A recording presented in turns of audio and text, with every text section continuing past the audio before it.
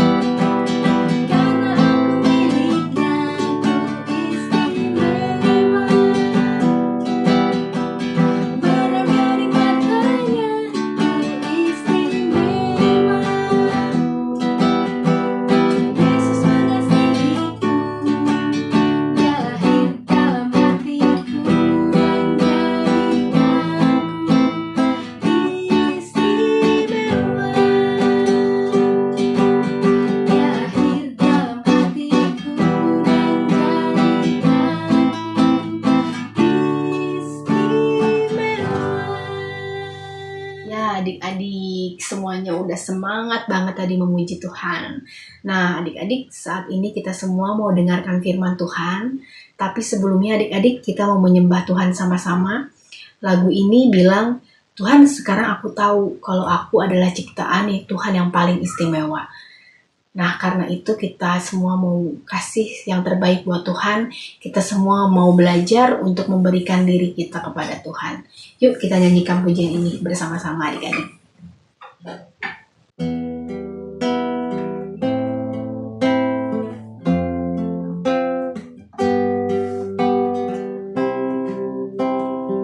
Kini ku tahu berharga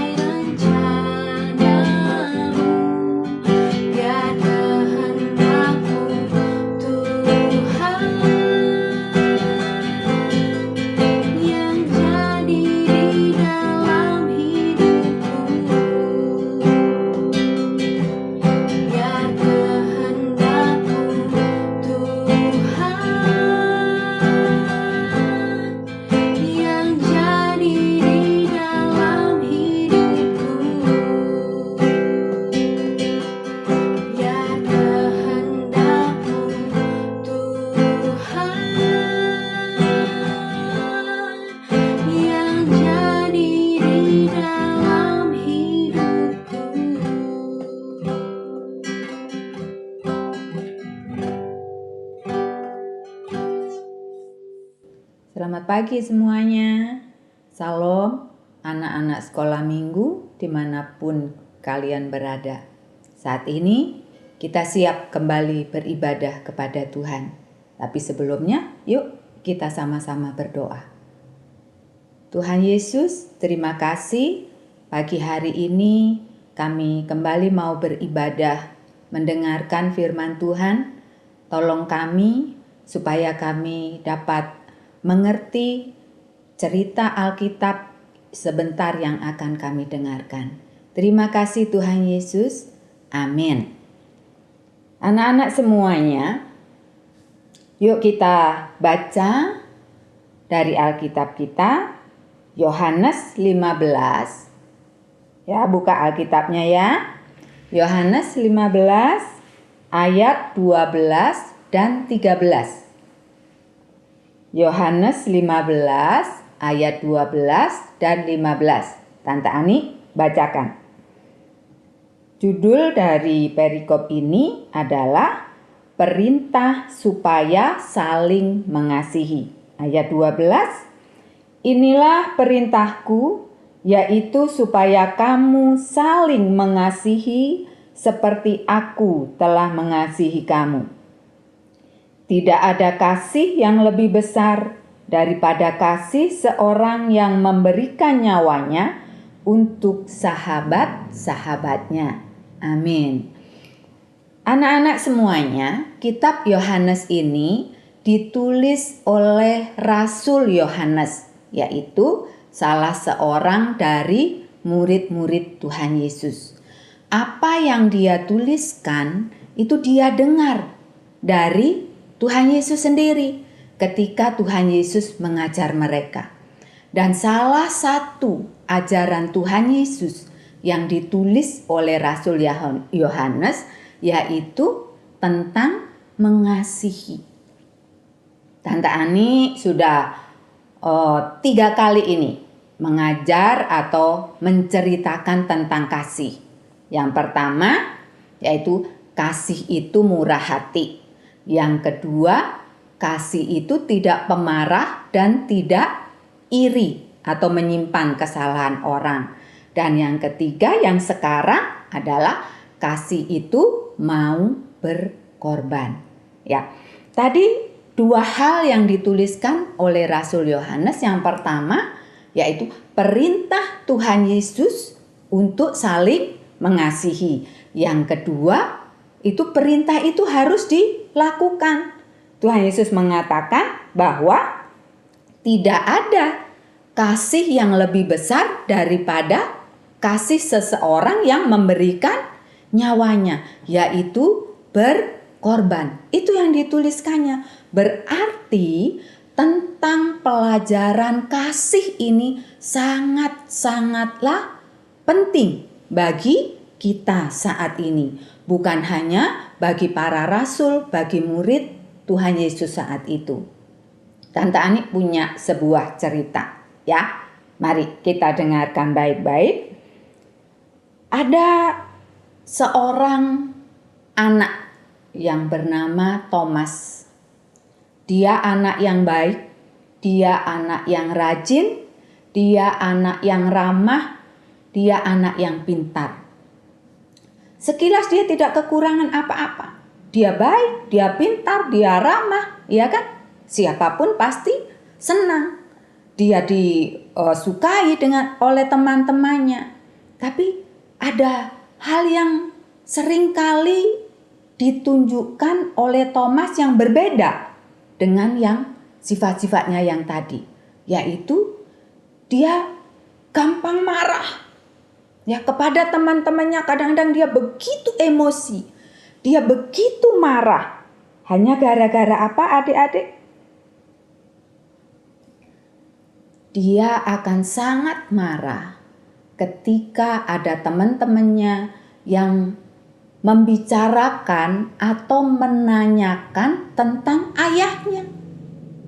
Dia langsung emosi, dia langsung marah. Ya, pada suatu hari Thomas ini kira-kira dia kelas 5 SD. Ketika tiba saatnya kenaikan kelas, semua teman-temannya datang dengan orang tua mereka karena mau mengambil rapot, ya kan? Kalau mau mengambil rapot pasti didampingi oleh mama dan papa. Tapi saat itu Thomas datang sendirian.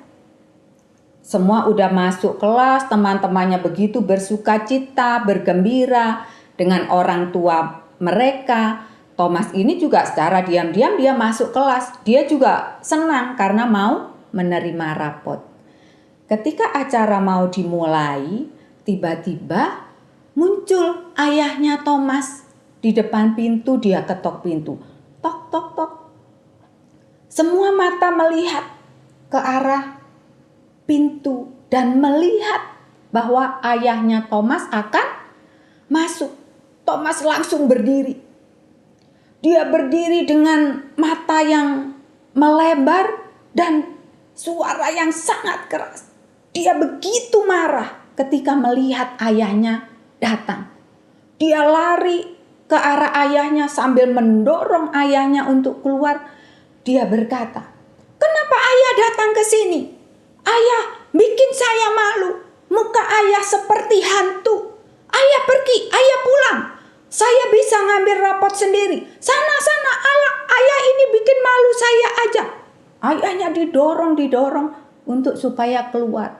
Semua mata orang yang ada di ruangan itu termasuk mata guru Thomas melihat kepada ayah Thomas ini. Dan ayahnya Thomas ini hanya mengangguk kepada semua orang, mengangguk kepada gurunya, langsung pergi. Thomasnya nangis saat itu. Dia sangat nangis. Di dalam hatinya dia sedih. Dia sayang kepada ayahnya, tapi dia malu karena ayahnya sudah datang. Dia nangis sambil diam di depan pintu. Akhirnya dipanggil, dituntun, dipeluk oleh gurunya sampai Thomas menjadi tenang. Ketika Thomas sudah tenang, Thomas disuruh kembali duduk dan gurunya ini berkata kepada Thomas, juga kepada semua yang hadir, Bapak, Ibu, dan anak-anak semua, juga Thomas, sebelum Ibu Guru membagikan rapot, Ibu Guru mau menceritakan sesuatu yang pernah terjadi di satu tempat. Kenapa ada seseorang, yaitu tentang ayahnya Thomas. Ayah Thomas tidak seperti itu dulunya.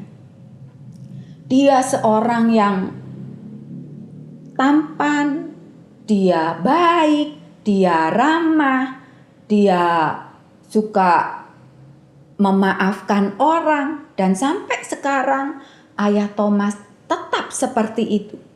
Terus apa yang terjadi?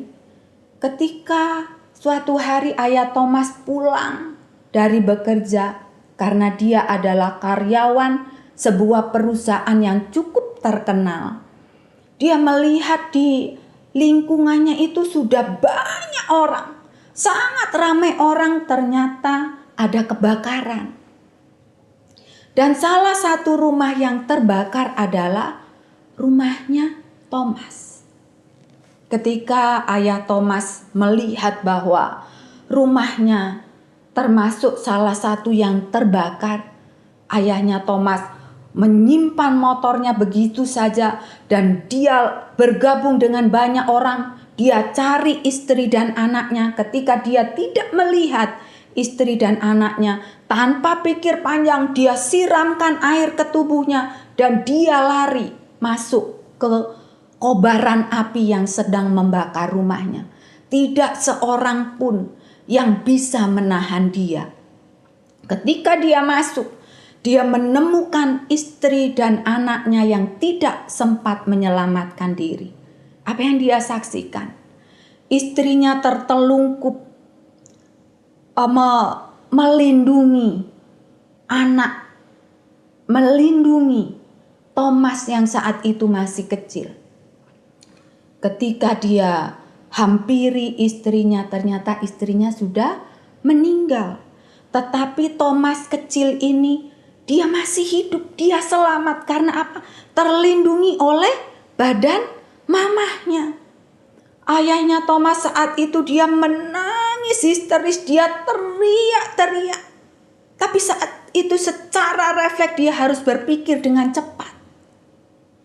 Dia membawa istri yang sudah meninggal dengan Thomas yang masih hidupkah atau bagaimana?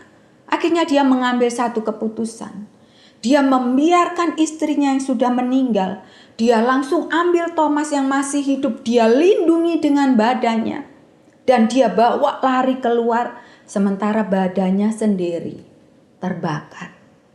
Ketika sampai di luar, anak Thomas yang masih kecil ini langsung diambil alih oleh seseorang. Dan ayahnya Thomas tidak sadarkan diri lagi sampai dia dibawa ke rumah sakit. Beberapa lama dia ada di rumah sakit. Ayahnya Thomas berusaha untuk sembuh, untuk tetap bertahan walaupun dengan luka-luka yang ada di tubuhnya. Hampir seluruh tubuhnya menderita luka bakar. Lukanya dari tangan sampai sebagian mukanya. Kalau di tangan bisa ditutup dengan baju, sementara di muka tidak bisa ditutup.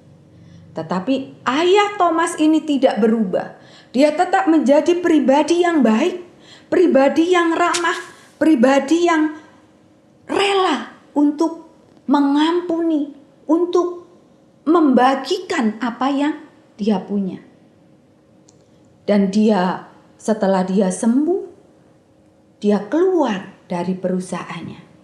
Anak-anak sekolah minggu yang dikasihi Tuhan Yesus. Ayahnya Thomas mengambil keputusan untuk keluar dari perusahaan di mana ia selama ini bekerja. Karena dengan satu pertimbangan. Dia ingin membesarkan Thomas sendiri. Dengan tangannya sendiri. Dia keluar, dia mendapatkan pesangon dari perusahaan dan dia buka warung kecil di rumahnya. Dan warung itu berkembang sampai saat Thomas sekarang besar, warung itu sudah menjadi toko yang sangat besar. Itulah perjuangan ayah Thomas sehingga dia menderita luka bakar itu karena kasihnya kepada Thomas. Nah, anak-anak semua, jikalau selama ini kalian sering mengejek ayahnya Thomas kepada Thomas sehingga Thomas malu, ibu guru sudah menceritakan kepada kalian apa yang terjadi kepada ayah Thomas. Thomas, jangan lagi malu karena ayah menderita itu, karena ayah mengasihi Thomas sehingga ayah Thomas rela berkorban untuk Thomas. Adik-adik semuanya, anak-anak sekolah minggu semuanya. Thomas saat itu menangis, semua orang yang ada di ruangan itu menangis. Dan teman-teman Thomas yang pernah mengejek ayahnya, yang pernah menanyakan kenapa ayahnya mukanya menakutkan, menghampiri Thomas, semuanya minta maaf kepada Thomas. Maafkan saya Thomas, maafkan saya Thomas. Thomas menangis adik-adik. Thomas menangis karena dia tahu betapa besar pengorbanan ayahnya. Setelah itu, ibu guru memberikan rapot kepada Thomas. Thomas, ini rapot, bawa pulang dan kamu minta ampun, minta maaf kepada ayah kamu. Baik Bu Guru, dia sambil nangis. Dia terima rapot, dia langsung lari. Dia pulang secepat-cepatnya. Dan rumahnya tidak begitu jauh dari sekolahnya. Ketika dia lari, dia masuk ke rumah, dia lihat ayahnya sedang duduk di ruang tamu. Dengan muka yang sedih dan ada bekas air mata. Thomas langsung lari, dia peluk ayahnya. Dia sujud, dia berlutut di kaki ayahnya. Dan dia katakan, "Ayah, ampuni Thomas. Thomas minta maaf ayah, karena selama ini Thomas sudah malu memiliki ayah yang mukanya rusak. Tapi Thomas tahu ayah melakukan itu semua karena ayah mengasihi Thomas. Apakah ayahnya marah sama Thomas? Tidak. Ayahnya peluk Thomas. Dia katakan, Thomas, ayah mengasihi Thomas. Ayah sudah memaafkan Thomas sebelum Thomas meminta maaf. Tetapi Thomas harus ingat, kalau ayah berkorban hanya untuk menyelamatkan Thomas dari kobaran api, tetapi ada satu pribadi yang rela berkorban bukan untuk satu orang, tapi untuk semua orang di dunia ini yang mau percaya kepadanya. Thomas tahu siapa dia? Siapa ayah? Kata Thomas. Dia adalah Tuhan Yesus. Dia yang sudah rela mati di kayu salib. Bukan untuk menyelamatkan orang dari kobaran api di dunia ini, dari kebakaran di dunia ini, tetapi dari kobaran api neraka, hukuman kekal yang akan diterima manusia. Karena semua manusia sudah berdosa. Tapi Tuhan menanggung semuanya itu. Tuhan berkorban untuk semua orang itu dengan mati di kayu salib. Supaya semua orang yang percaya kepadanya tidak dihukum.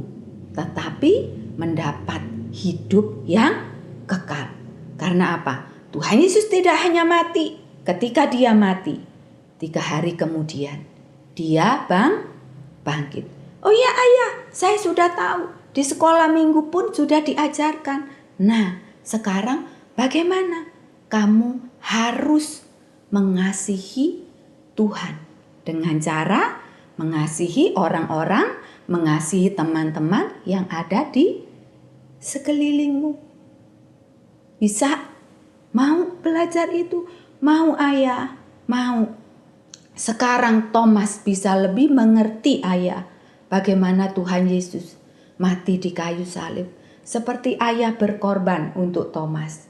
Tuhan Yesus juga sudah berkorban untuk Thomas, untuk ayah, dan untuk semua teman-teman Thomas dan semua orang yang mau percaya kepadanya. Thomas, apakah kamu sudah percaya kepada Tuhan Yesus? Sudah ayah, sudah. Kamu harus yakin bahwa Tuhan Yesus sudah mengampuni kamu. Ayat firman Tuhan yang kita baca tadi, anak-anak sekolah minggu, dikatakan apa? Tidak ada kasih yang lebih besar dari kasih orang yang menyerahkan nyawanya. Siapa yang menyerahkan nyawa? Tuhan Yesus. Dia tidak hanya mati untuk Thomas dan ayahnya, tetapi untuk Tante Ani, untuk kalian semua, untuk mama, untuk papa, untuk teman-teman sekolah minggu yang mau percaya kepada Tuhan Yesus.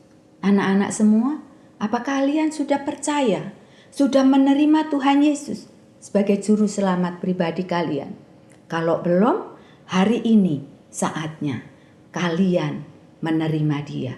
Supaya apa? Supaya kalian punya kepastian keselamatan, tidak dihukum, tetapi boleh hidup bersama-sama dengan Tuhan Yesus.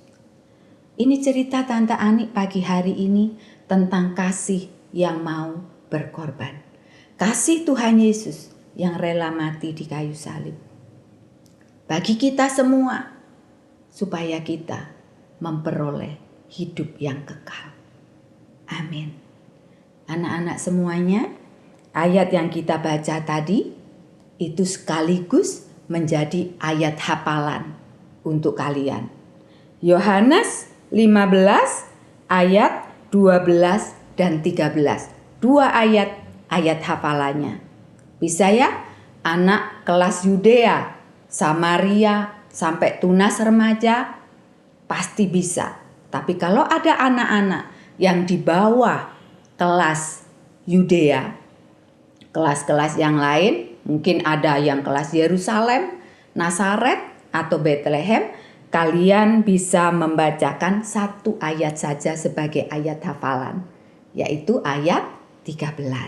Ya, Tuhan Yesus memberkati apa yang Tante Ani sampaikan pagi hari ini. Biarlah itu kita boleh belajar untuk melakukannya, yaitu mengasihi sesama manusia. Kasih yang rela berkorban. Mari anak-anak kita tutup di dalam doa. Tuhan Yesus, terima kasih untuk cerita Alkitab, untuk firman Tuhan yang boleh kami dengar pagi hari ini. Tolong kami supaya kami terus dapat belajar mengasihi sesama kami. Kami terus belajar untuk mempraktekkan kasih yang rela berkorban. Terima kasih Tuhan Yesus. Amin.